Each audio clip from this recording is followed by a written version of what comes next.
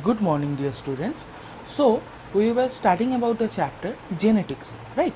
So, we have already completed genetics up till the sex determination whether son or a daughter, right? I hope you all have went to my previous video lecture and everything is clear, and from now we will continue with the rest of the chapter. So, students, please open your book, that is Conscious Biology part 2 class 10, okay, and page number is 25. Please open page number 25. We will be studying about the rest part of the chapter, that is genetics. So up till now I hope it is clear to you what genes are, what are known as genetics, and what we are going to study in this particular chapter, right? So moving forward with the chromosomes, carriers of gene. Okay, I am following this book. I hope all of you have this book. Okay, so I am following this book. We'll be continuing with this particular chapter, chromosome, carriers of gene. All species have a fixed number of chromosomes. However, the characteristics of species, including physical appearance, body functions, behavior, etc., are not simply the outcome of the chromosome number. So it is not only the outcome of the chromosome number, okay, but these are the result of the units called genes that we have already learned, which the chromosomes carry. See, the chromosome number is 46 or 48 pairs. It is of, say for example, 48 is of gorilla as well as 48 is of potato, but we will see there is a huge difference between a gorilla and a potato, right? So what happens, my dear student, is that it is the genes in the chromosome or in the particular chromosome structures or sequence which determines the body characters, features, and everything. The lion and the cat have the same number of chromosomes, 38, yet one is distinct from the other in body size, appearance, color, behavior, etc. All such characteristics of an organism are the result of the genes located on the chromosomes, right? That I have already explained to you. The word gene was coined by the genetics William Johnson in 1909 to simply describe what parents pass to their offspring. The detailed DNA structure came to knowledge much later. Okay. Now, one more thing we will be studying is, one is gene and another one is genome. What do you mean by genes? And another one is genome. Now, what are they? Gene and genome. Genes are the specific parts or the DNA segments of a chromosome which determines the hereditary characteristics. So, for genes, we can write it is a specific part. Okay, it is a specific part of the DNA segment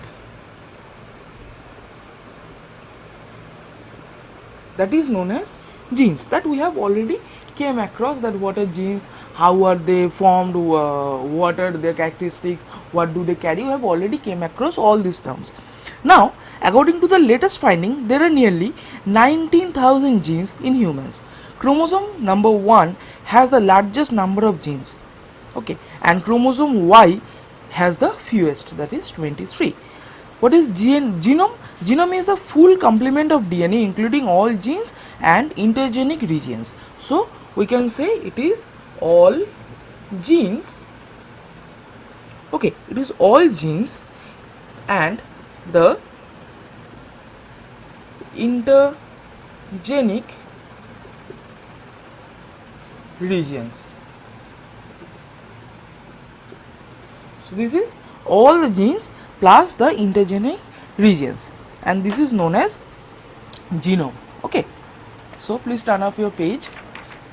We will be having genes and their alleles. So what are genes and what are alleles?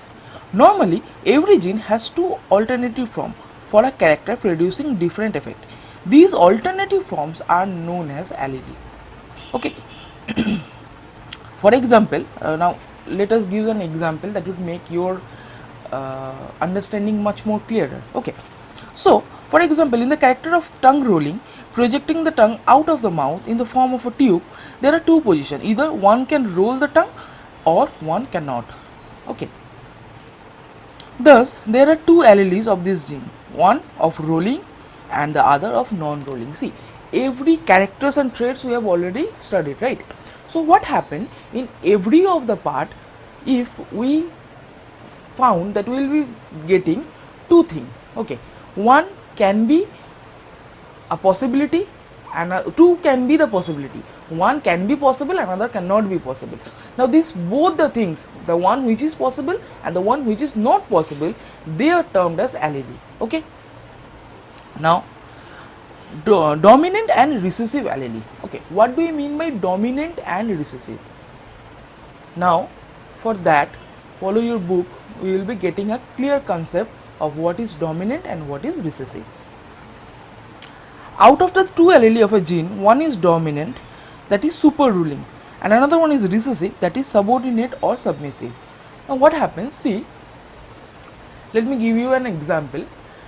Suppose you are having a short height, okay, you are having a short height. Now see, having short height is nothing of worry, whatever. Let us take an example of a girl or a boy having a short height. What happens is that when we are having a short height, we have both the alleles present in our body.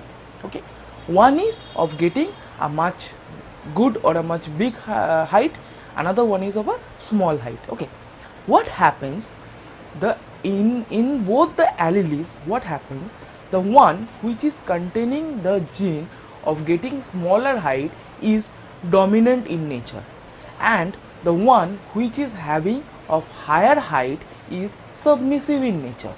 So what happened, the dominant nature or the dominant allele or the dominant gene submissive, or it super that is it comes into much more action and make your height a bit smaller. Okay, so moving forward, to understand this again, take an example of tongue rolling. Okay, now your book gave an example of tongue rolling, so we can move to that. A large number of people can roll their tongue in a tube projecting out of the mouth. Try whether you can do it or not. Ask your classmates to try the same. Most of them can do it, but few may not. The gene for tongue rolling is located on a particular pair of chromosomes. Thus, every individual has a pair of this gene. It is the rule of the genetics to represent the dominant gene by the capital letter, so here R for tongue rolling, and the recessive gene by the same but for a small letter, that is small r for non-rolling. Thus, a recessive gene is one which in the presence of contrast of dominant gene is not expressed. Okay. So dominant genes, for dominant, what we do is we write capital letter. For submissive, we write small letter. Okay, well, if we take an example of tongue rolling,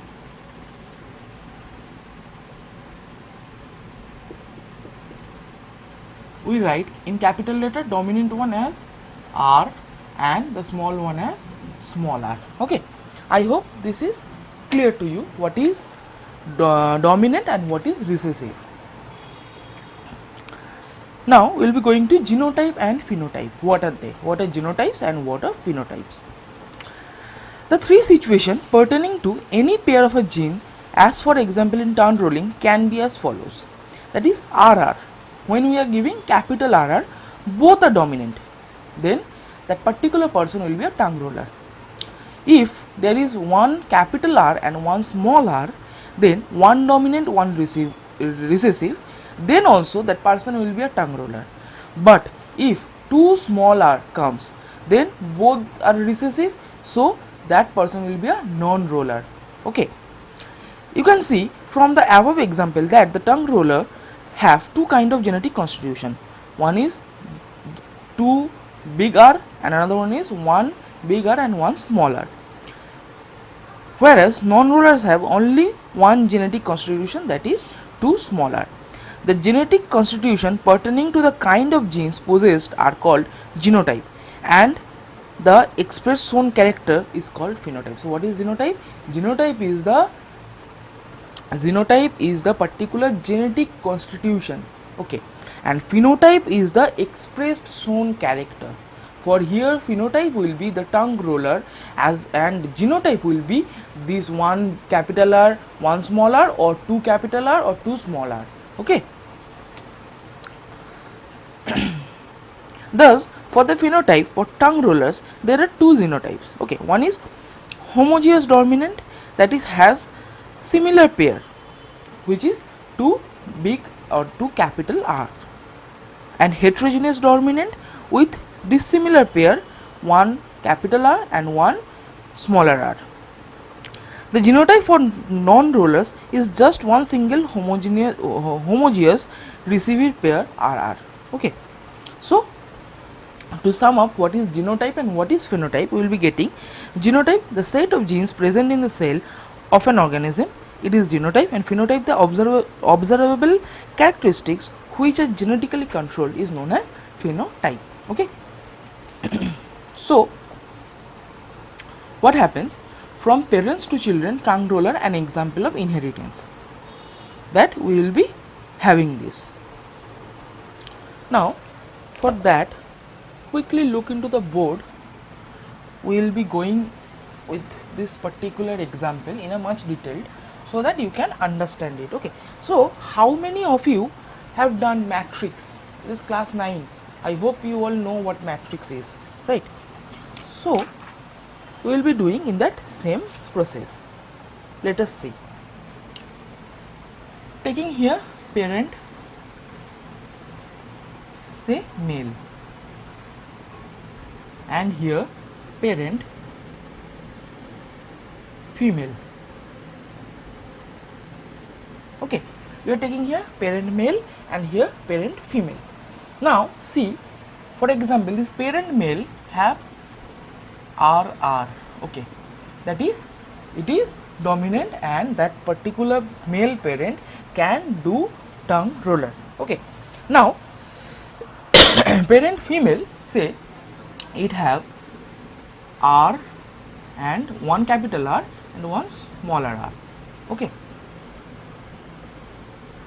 Now this particular parent female also can do or also can roll their tongue, okay. Why?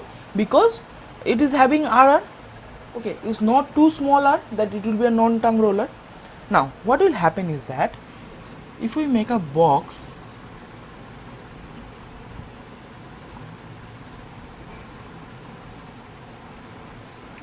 here will be one capital R, here will be another capital R, so R into R it would be RR, here also RR, here small r and one capital R, and here it will also be one small r, one capital R, okay. So my dear student, please look into this. We will find that this RR, this one, we are getting two capital R and one capital R, one small r, okay. Now what are they?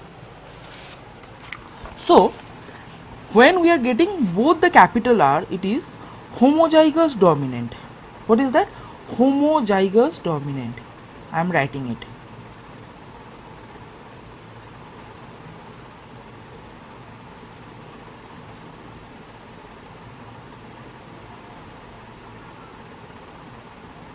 Another one would be heterozygous dominant.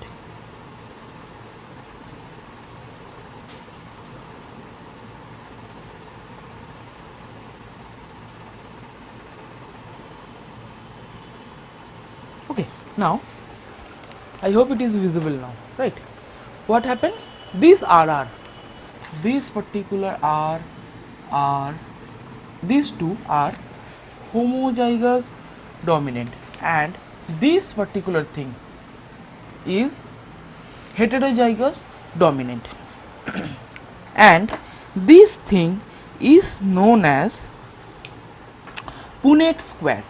So this square what I have made is known as Punnett square. This is known as Punnett square.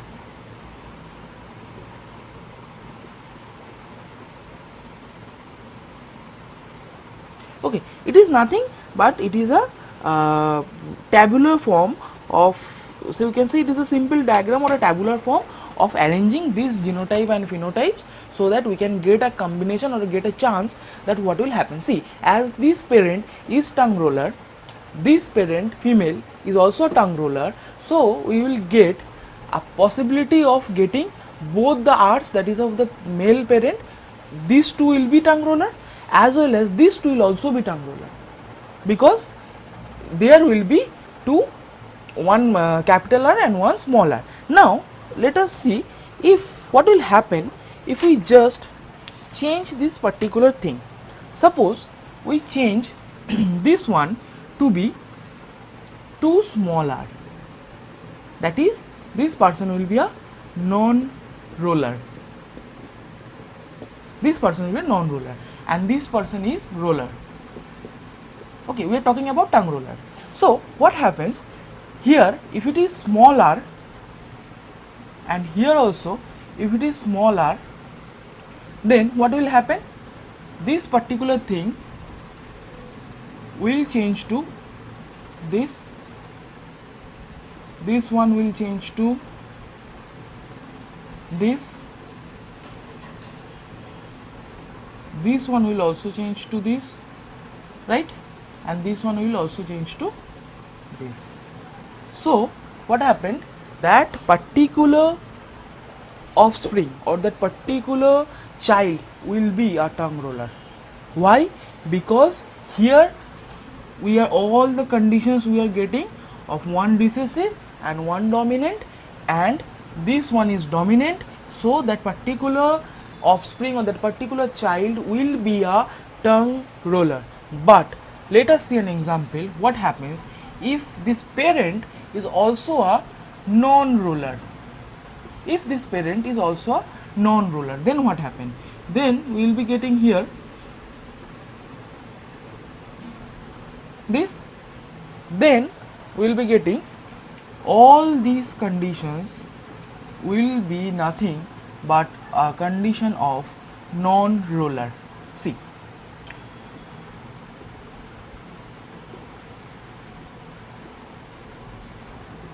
so that particular child will be a non-roller, that particular child will be a non-tongue roller. Okay, am I clear up till this, the Punnett square, what is it, how we are describing it, how we are getting this example, how we are making it? So this is a important part of this chapter, genetics. Quickly copy it out, after that we will be moving forward. Okay, now you can see, as this is an online lecture, as I always tell that you can rewind it, you can pause it at any of the moment you want, but please do understand what I am trying to make you all study. Okay, so there is another box in figure 3.5 of page number 27. Please look into that. We have certain characteristics, dominant trait and recessive trait. I hope if you go through this, you will be having no problem. Here another example is given of attached or free earlobes. This also you please go through it, it would be very easy for you. Here an extreme case of polydactyly. What is that? The latest word record. 15-month-old Akshat from Bareilly, Uttar Pradesh, within 7 fingers in each hand and 10 toes in each foot, thus 34 digits in all. He was successfully operated in AIMS New Delhi in June or July 2011 to remove the extra digit and reshaping a few of them both in hand and feet. Okay, so this is just an example, you can go through it. And next we will be going to the next part of the chapter, that is sex linked inheritance. Let me quickly rub this out.